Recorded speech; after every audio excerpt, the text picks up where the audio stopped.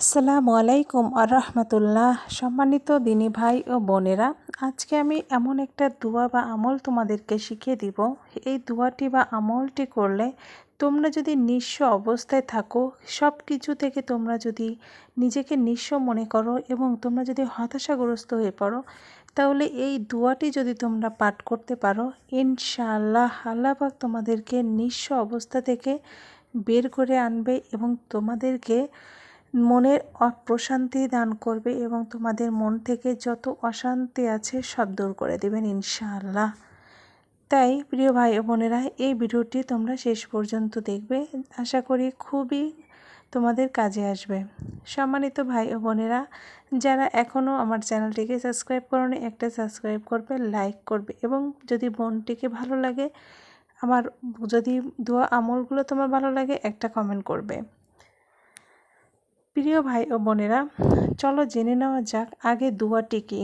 দোয়াটি হচ্ছে সূরা কাসাস আয়াত নাম্বার 24, এখান থেকে নেওয়া হয়েছে। চলো আয়াতটি কি আগে পড়ি।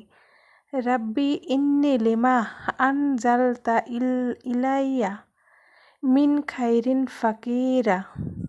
আমি আবারও বলছি, রাব্বি ইন্নি লিমা আনজালতা ইলাইয়া মিন খাইরিন ফাকির।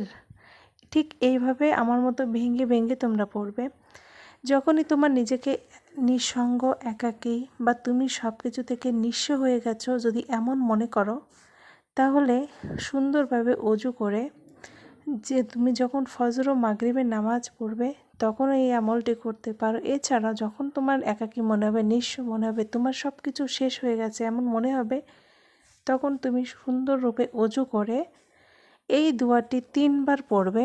তো পড়ার আগে যে কোনো একটা দুরূদ শরীফ তুমি পড়ে নেবে, কারণ আল্লাহ পাকের কাছে দুরূদ শরীফ পড়ে যদি কোনো দোয়া করা হয়, সেই দোয়াটি কিন্তু খুব দ্রুত কবুল হয়। তাই যে কোনো দোয়া করার আগে অবশ্যই একটা দুরূদ শরীফ তোমরা পড়ে নেবে। প্রিয় ভাই বোনেরা, খুবই খুবই কার্যকারী একটা দোয়া। এই দোয়াটি কিন্তু তোমাদের খুবই কাজে দিবে ইনশাআল্লাহ, এবং আল্লাহ পাকের উপর বিশ্বাস ও তাওয়াক্কুল করে কিন্তু এই আমলটি তোমাকে করতে হবে। তো আজকের ভিডিওটি এই পর্যন্তই। যদি তোমাদের ভালো লাগে, ছোটো বোনটিকে একটা সাপোর্ট করতে পারো। আসসালামু আলাইকুম রহমতুল্লাহি আবরাকাতু।